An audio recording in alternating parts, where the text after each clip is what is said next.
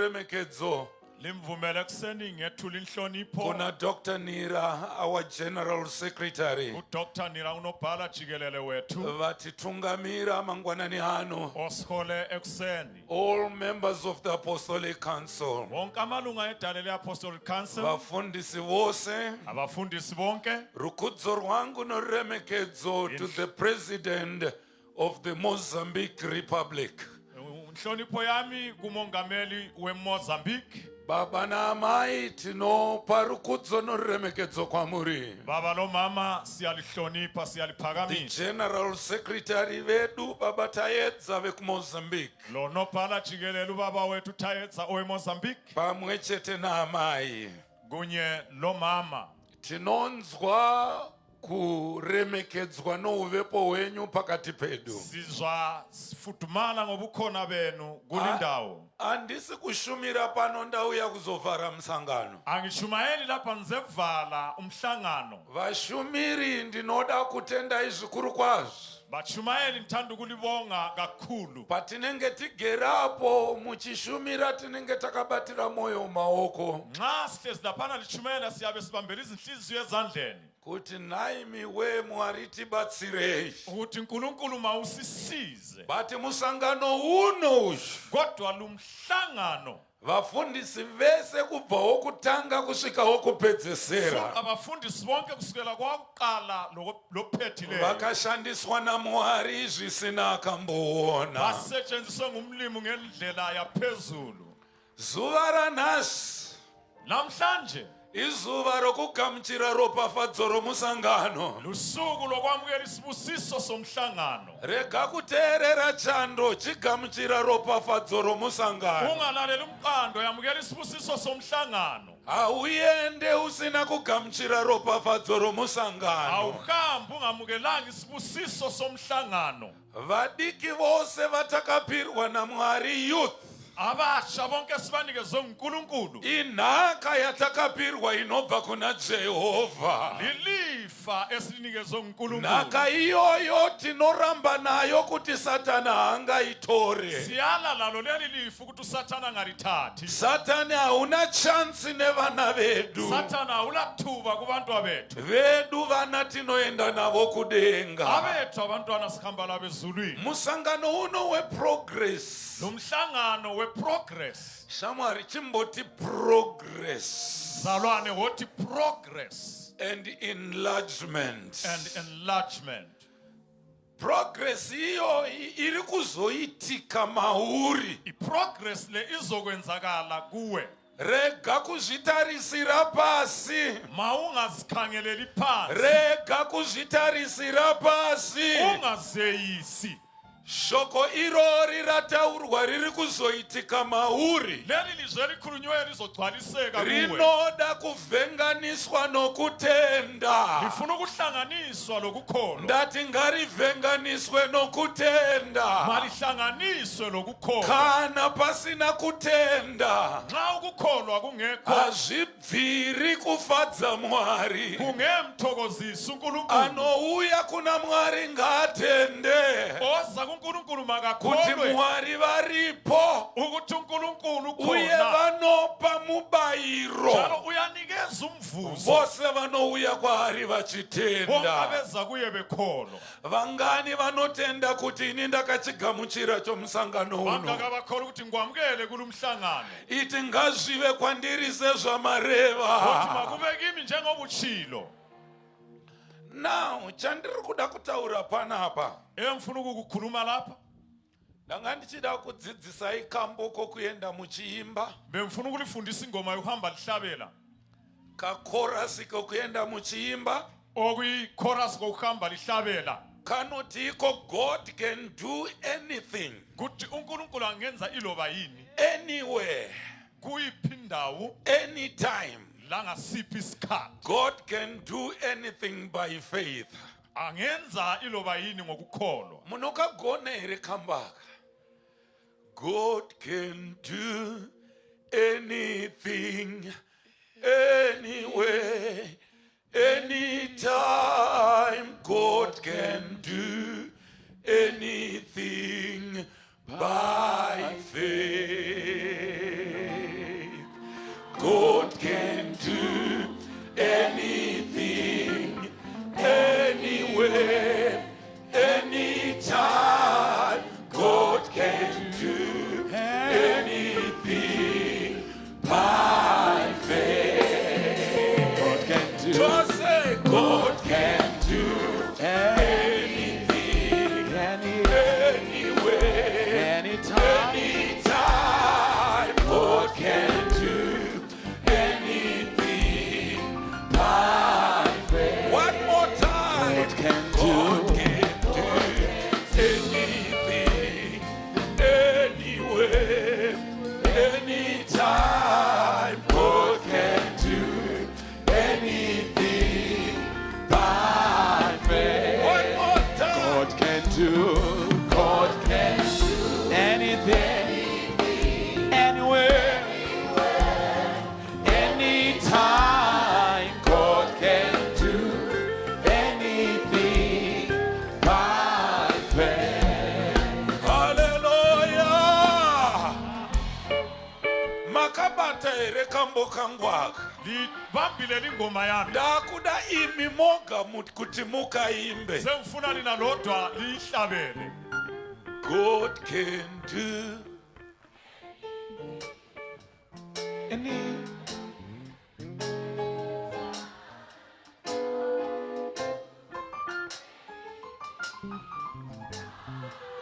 One more time.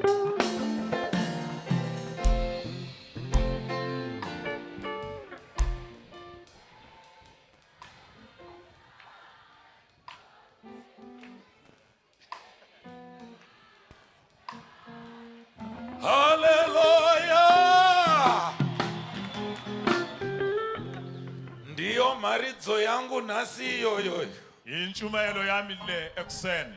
You know, hapana chiri kuzoitika chausingatende. Akukho kuzokwenzakala ungakukholwa.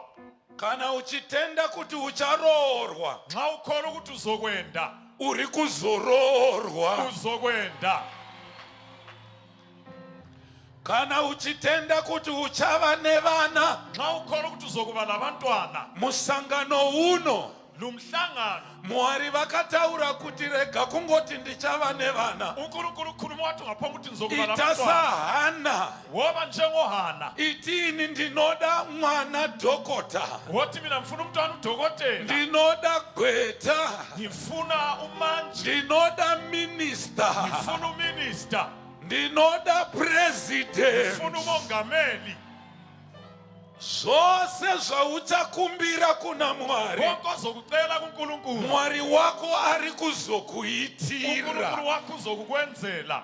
Rega kufamba semunhu anopenga, Ungahambi njengomuntu ohlanyayo. munhu ari kupractiza kupenga. Umuntu olungiselela ukuhlanya. Ukamubvunza kuti uri kuenda kupi, Ungambuza ukuthi uyaphi. anoti ndiri kungofamba. Uthi ngiyaphonga uzihambela. Hana direction. Akala direction. Kana uri Xa kuchikoro, usesikolo, iti ndichazobudirira, wothi ngizophumelela. ndichava musoro, Ngizokuba inhloko. handisi kuzova muswe. Angisoze ngaba ngumsila.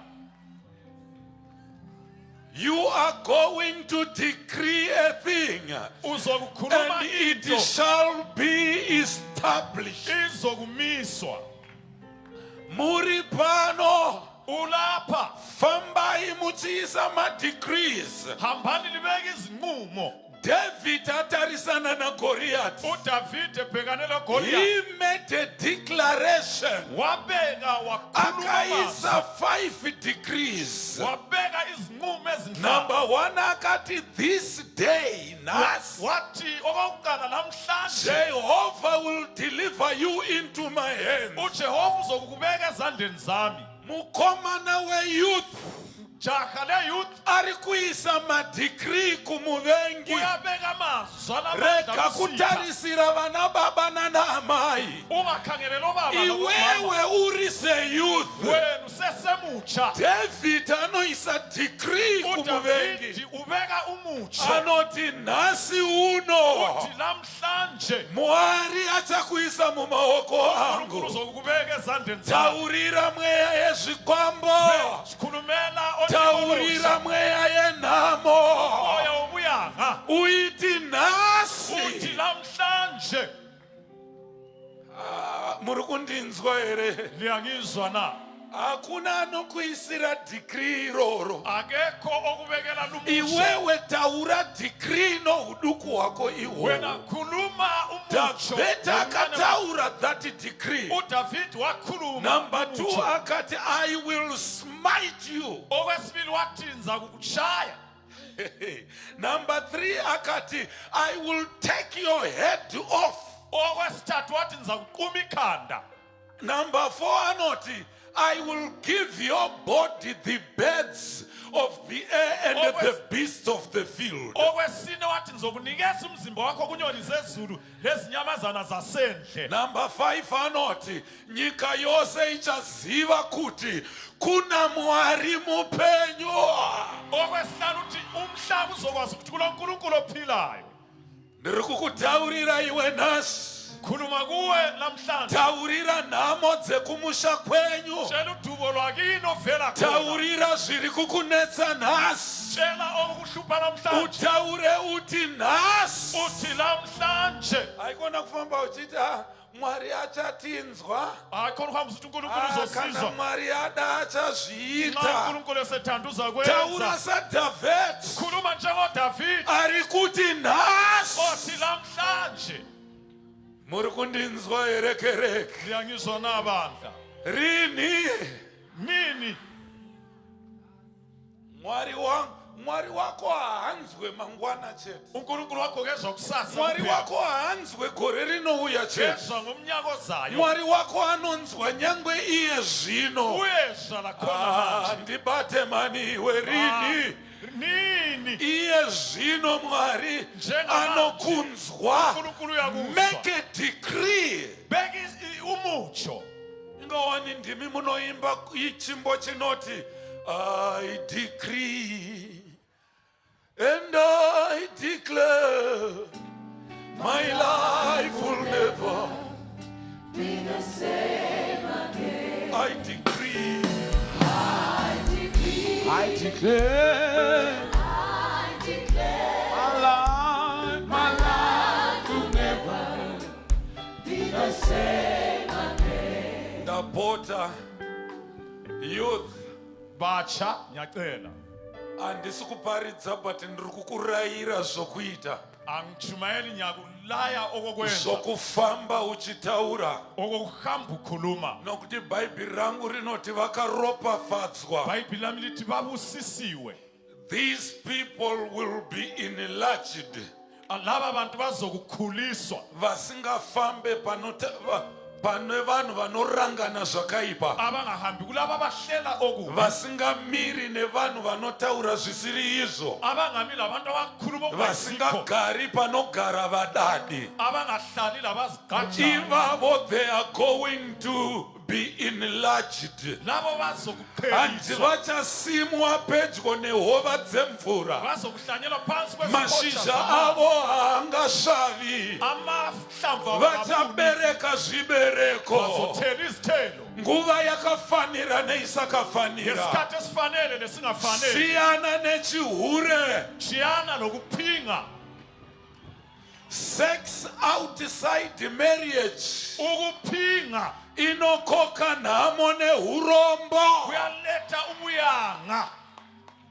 Sex outside marriage Ukuphinga is a curse. yisiqalekiso.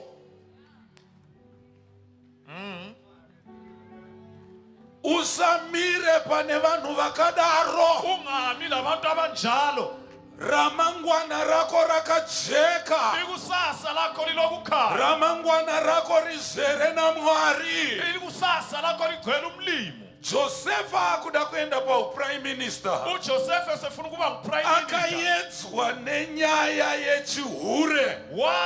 Vamwe amai vakuda kumbata rape case. Omunye umama esefuna ukumbamba. Iye akati ndingatadzirewo here Mwari wangu. Wathi ngamonela na uNkulunkulu Haasi wakhe. kungotadzira muviri wake, Ngonela umzimba wakhe asi ari kuphela. kuti ndingatadzirewo here Mwari Uthi wangu. ngingamonela na umlimi wami. Chechi ndinzwei. Vanhu amandla mawungizwe tikafamba mutsvene nomukururama singahambe ebungcweleni bhaibheri nasekulungeni rinoti seek ye first iBhayibheli lithi funani kuqala the kingdom of God umbuso and kaNkulunkulu his righteousness, lokulunga and kwakhe all these other things, okunye konke lokho all these other things okunye konke lokho shall be added unto you. kuzokwengezelelwa kini Vagere pasi simukai. abahlezi phansi phakamani.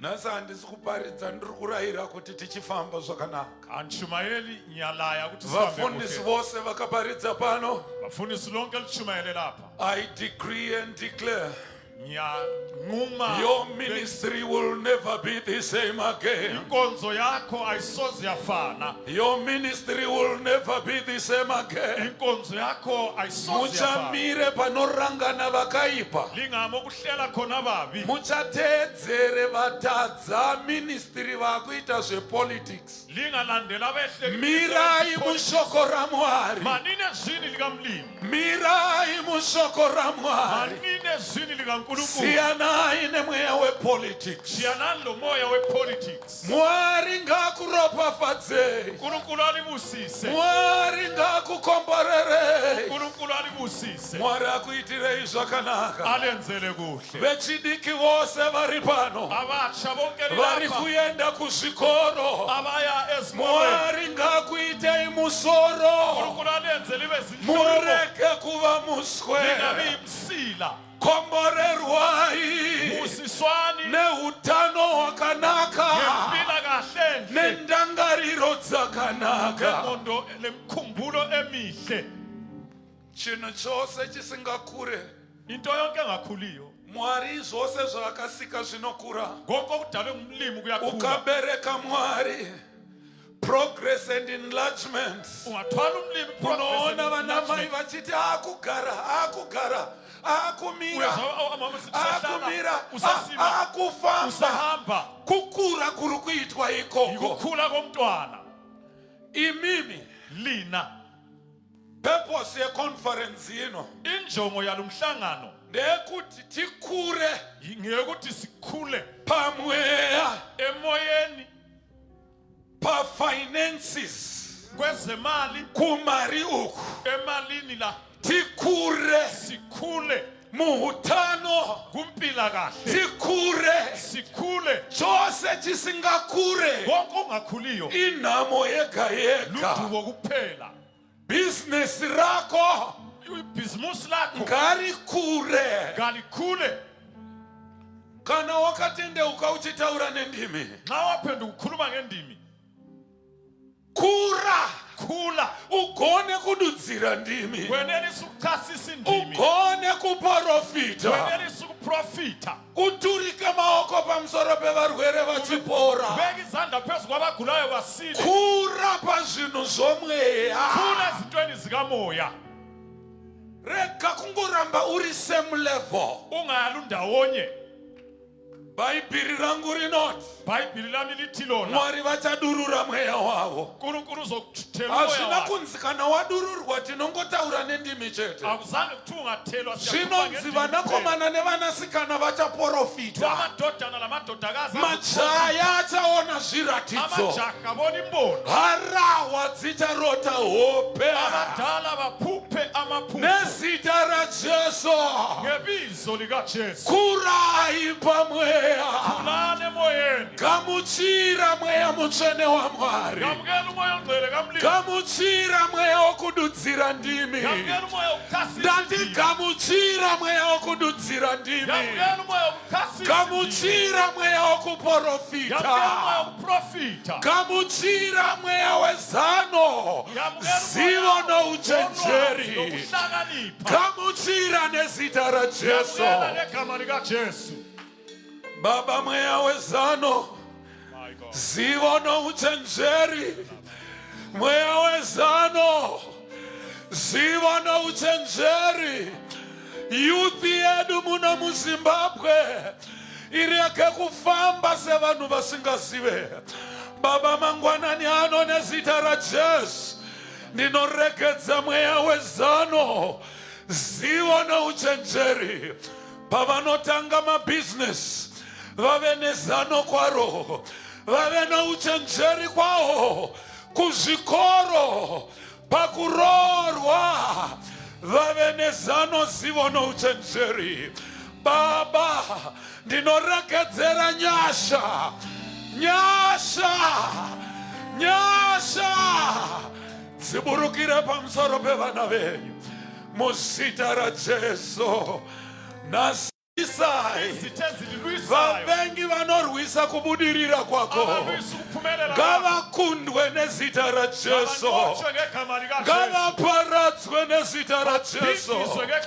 Nyangwe vavengi vatigarira munzira, nyangwe vavengi vakawandira, ngavaparadzwe nezita raJesu, ngavakundwe nezita raJesu. Vana venyu vatungamirwe nomweya wenyu mutsvene.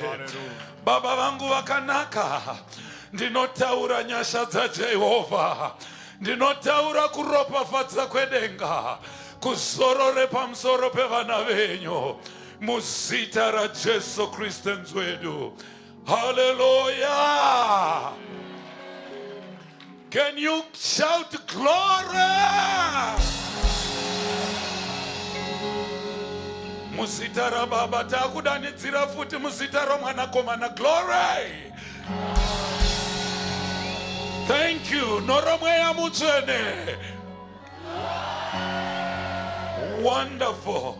Hama dzangu ndinokumbirisa nhasi Sihlobo ngiyacela namhlanje kuti nyangwe patichafamba kudla nxa sesihamba kumhanya hakusi kusvika. ukugijima ayisikho kufika. Fambai zvakanaka, Hambani kuhle, muchiimba kamboka ndakudzidzisai. hlabela ingoma elifundise yona. God can do anything, anywhere, anytime. God can do anything by faith. God can do anything, anywhere, anytime. God can do anything by faith. Mwari wemasimba ose akuchengetei, Nkulunkulu somanda Mwari nilondoloze, wemasimba ose akupei rugare, Nkulunkulu somanda alinikukuthula, Mwari wemasimba ose akupei pfuma, alinike zino. Mwari wemasimba ose Nkulunkulu somanda apenyese chiso chake muupenyu bwenyu. akazimulisa ubuso bakhe. Ndinoti nyasha dzaMwari Baba, rudo rwaIshe wedu Jesu Kristu, nokuwadzana kwomweya mutsvene zvigare nesu kubva zvino kudzamara kuve kusingaperi. Amen. Tichienda takadaro, Sihamba kanjalo, iwe pfuura nechipo chako pano neofaring yako. wena dlula lo mnikelo Uchibata wako of hapa. pulpit ino uchienda, Uthinta liphupi pfuura uhamba. neofaring yako Dlula pano. lo mnikelo wakho lapha. Pfuura neofaring yako pano. Dlula lo mnikelo Vana wakho lapha. vaIsraeri vaiti kana vasangana naJehovha wavo Uisrael wesihlangana noNkulunkulu wakhe. vaisiya zvipo. Babe chizi. Moslin Mapedza wekuHarare, itel yako iri pano, foni yako iri pano. Pfuura nechipo chako, pfuura nechipo Dlula chako, lesipho sakho. pfuura nechipo chako. Dlula lesipho sakho.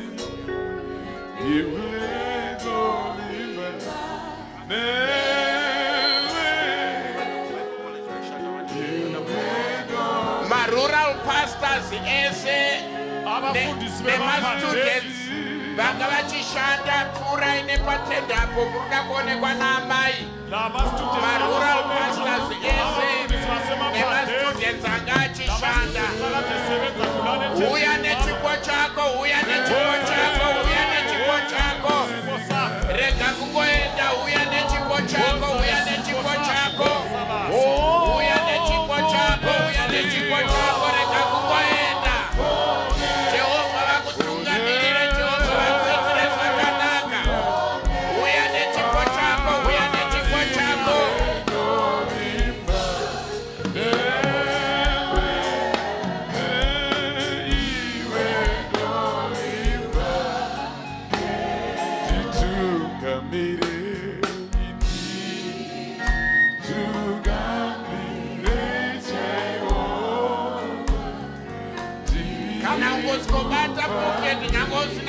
zvakangonaka zvinopindira zvakanaka.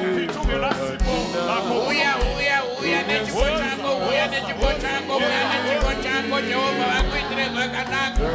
Jehovha vakurangarire, Jehovha vakurangarire. Manya nechipo chako, manya.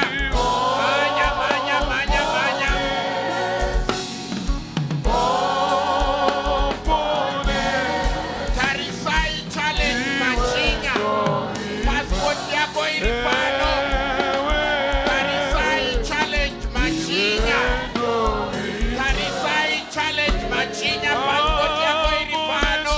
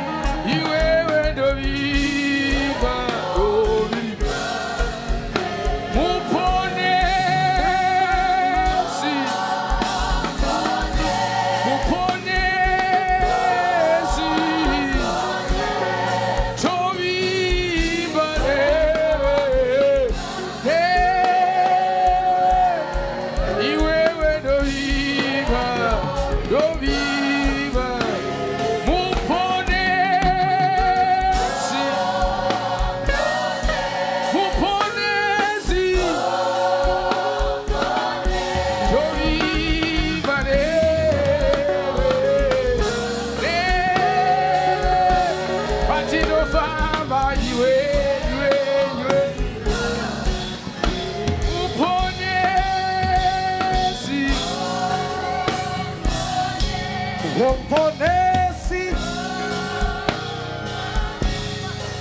iwe tolimbane iwe tolimba komponesi Mayutilida wose katisare pachenda. Mayutilida katisare pachenda. Newe